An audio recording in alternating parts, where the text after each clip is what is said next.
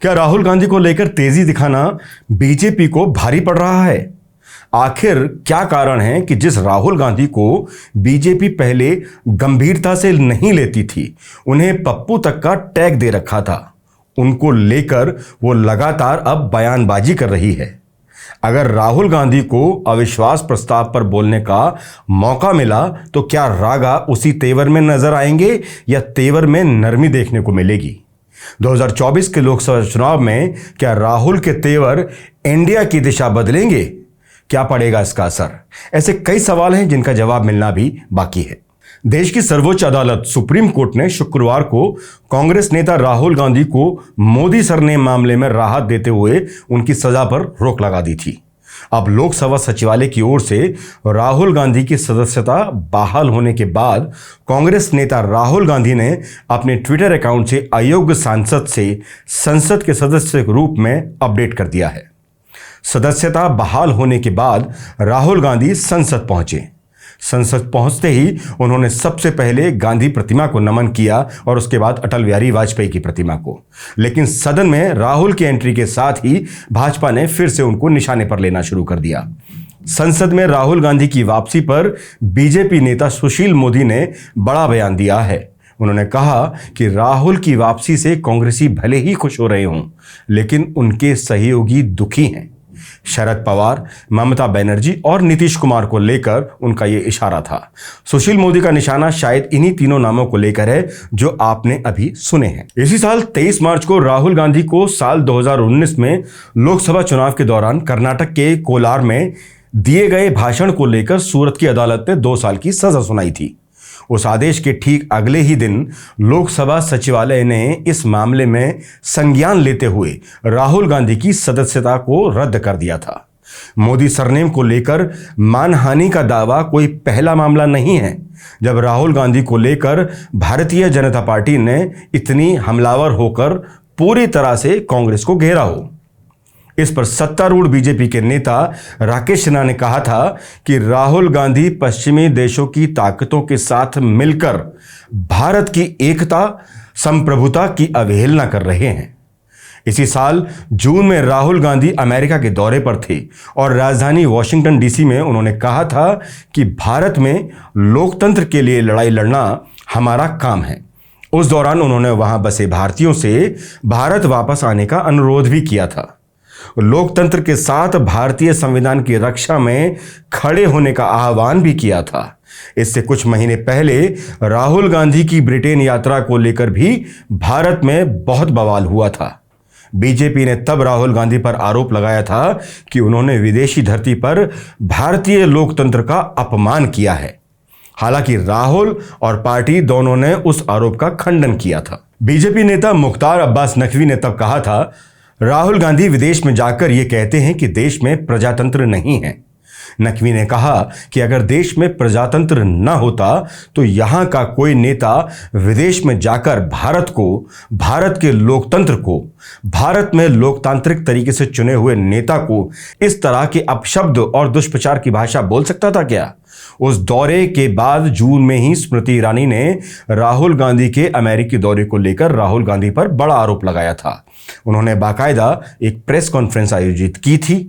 उस दौरान उन्होंने एक तस्वीर दिखाई और बोली, राहुल गांधी के अमेरिकी दौरे की इस तस्वीर में जो महिला सुनीता विश्वनाथन साथ बैठी हैं, उनके जॉर्ज सोरोस के साथ संबंध है। यह पहले भी सामने आ चुका है कि जॉर्ज सोरोस भारत के खिलाफ काम कर रहे हैं। स्मृति ईरानी ने यह भी दावा किया कि जॉर्ज सोरोस के संस्थान से जुड़े एक व्यक्ति का राहुल गांधी की भारत जोड़ो यात्रा से भी संबंध था। साथ ही उन्होंने ये भी कहा कि राहुल गांधी उनसे क्या बात कर रहे थे, उन्हें इसकी जानकारी पूरे देश को देनी चाहिए।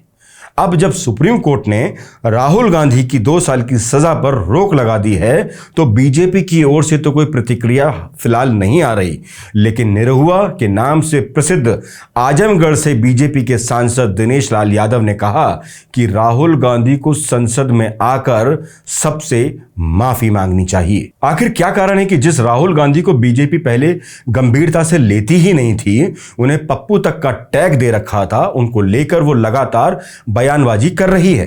क्या राहुल गांधी को लेकर बीजेपी की अति सक्रियता ही अब उस पर भारी पड़ रही है? वरिष्ठ पत्रकार और राजनीतिक विश्लेषक बताते हैं कि जिस तरह से राहुल गांधी की सदस्यता गई, उससे जमीनी स्तर पर लोगों को अच्छा नहीं लगा।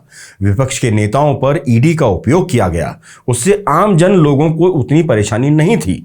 लेकिन राहुल गांधी के मामले में यह कहा जा रहा था कि देखो, उन्होंने संसद तक से निकाल दिया।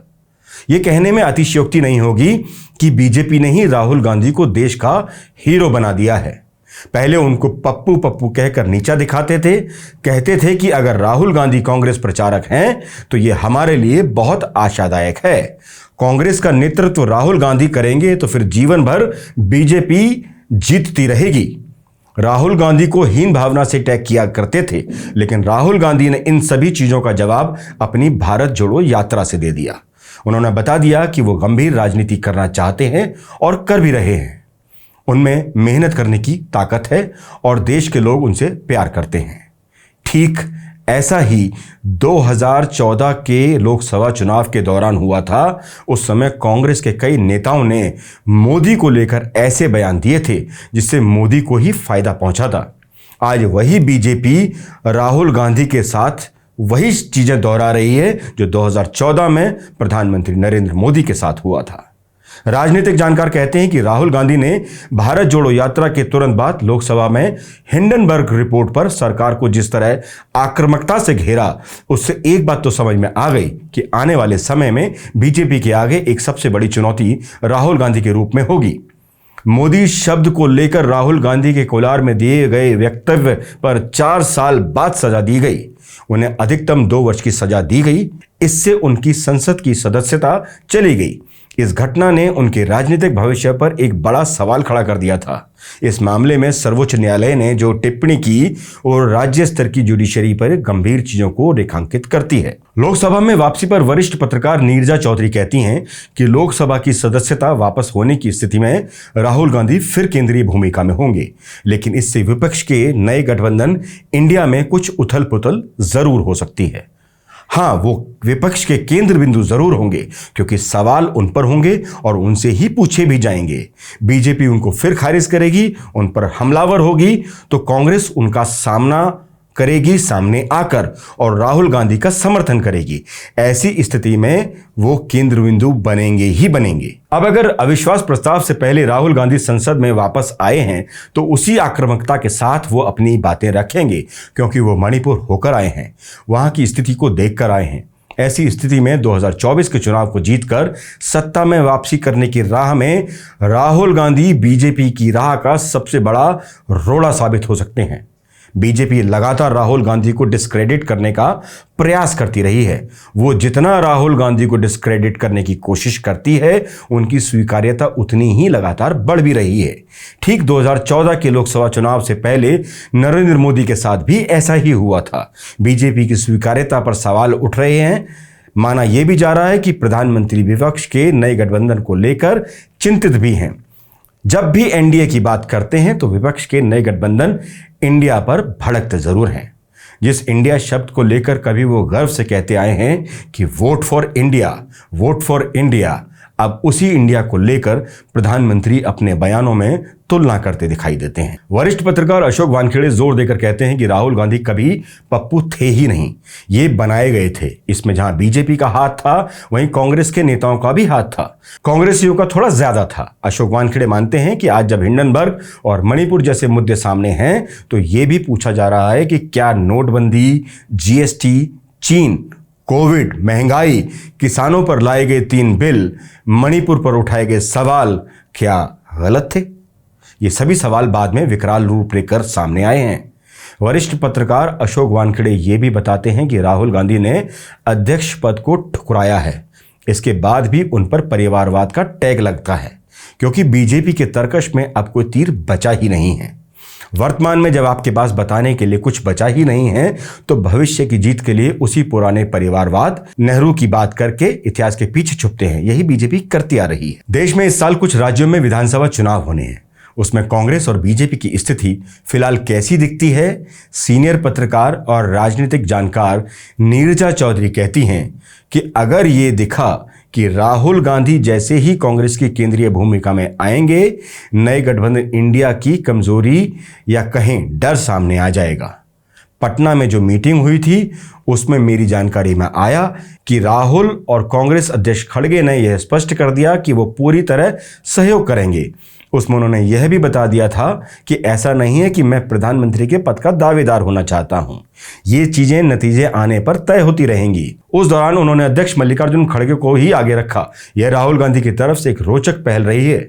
नीरजा चौधरी कहती हैं कि राहुल गांधी की भारत जोड़ो यात्रा ने कांग्रेस कार्यकर्ताओं को जरूर उत्साहित कर दिया है, लेकिन हिमाचल प्रदेश और कर्नाटक में कांग्रेस को मिली जीत को राहुल गांधी से जोड़कर नहीं देखा जा सकता। वहां की मिली जीत वहां के स्थानीय नेतृत्व की वजह से हुई है। इस पर अशोक वानखेड़े कहते हैं कि कांग्रेस इन विधानसभा चुनावों में ऊंचे मनोबल के साथ जा रही है। जब केंद्र की कांग्रेस नेतृत्व मजबूत होगी तो निचले स्तर पर एकजुटता भी बढ़ेगी, जिसका अच्छा उदाहरण हिमाचल प्रदेश और कर्नाटक के चुनाव में देखने को मिला है।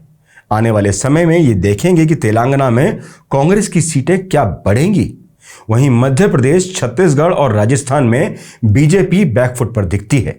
वानखेड़े बताते हैं कि बीजेपी का संगठन कमजोर पड़ रहा है। उन्होंने कहा कि हर जगह ब्रांड मोदी मात खाते हुए दिखाई दे रहे हैं। पन्ना प्रमुख तब काम करेंगे जब कार्यकर्ता साथ होगा। कार्यकर्ता हतोत्साहित हो रहा है, उनको लग रहा है कि उनके नेताओं की बेइज्जती हो रही है। केंद्र के कुछ लोग ही प्रदेश की सभी चीजों को तय कर रहे हैं। इससे बीजेपी को बहुत अधिक नुकसान होता दिख रहा है। तो वर्तमान परिस्थिति में बीजेपी आगामी चुनाव को जीतती हुई दिखाई दे नहीं रही है। वहीं नीरजा चौधरी कहती हैं कि राज्यों में कांग्रेस की जीत वहां के स्थानीय नेतृत्व की वजह से मिलेगी। राजस्थान में कांग्रेस अध्यक्ष मल्लिकार्जुन खड़गे ने अशोक गहलोत और सचिन पायलट के बीच एक समझौता करवा दिया है। मध्य प्रदेश में कमलनाथ हैं, वहां स्थानीय नेतृत्व मजबूत है, वहां इतने सालों की एंटी इनकम्बेंसी है। अशोक वानखेड़े कहते हैं कि विधानसभा चुनाव पीएम नरेंद्र मोदी के चेहरे पर लड़ा गया तो इसके जो भी नतीजे आएंगे उसका असर 2024 के लोकसभा चुनावों पर पड़ना तय है। याद करें कि कर्नाटक में उन्होंने कहा था कि मुझे 90 गालियां दी जा रही हैं, जिसका बदला आपको लेना है। तो हार होने की स्थिति में ये उनकी ही हार मानी जाएगी, जिसका असर 2024 के चुनाव पर जरूर पड़ेगा। नीरजा चौधरी भी इस बात से इत्तेफाक रखती हैं कि अगर 2024 के चुनाव से पहले इंडिया गठबंधन ने अपनी ताकत दिखाई और सोच समझकर उम्मीदवार उतारे तो उसका असर पड़ेगा ही पड़ेगा। लेकिन साथ ही वो ये भी कहती हैं कि विपक्षी गठबंधन ने बहुत अच्छा प्रदर्शन भी किया तो बीजेपी की 60 से 70 सीटें ही कम हो पाएंगी। हो सकता है कि उन्हें गठबंधन की सरकार बनानी पड़े, लेकिन सबसे बड़ी पार्टी बीजेपी ही रहेगी। उन्होंने एनडीए में 38 दलों को इकट्ठा कर लिया है। हालांकि ऐसी स्थिति में सरकार तो बीजेपी की बनेगी, लेकिन नेतृत्व पर सवाल उठ सकते हैं कि क्या मोदी ही देश के प्रधानमंत्री होंगे या कोई और एनडीए का नेतृत्व करेगा। आज के लिए बस इतना ही। नमस्कार।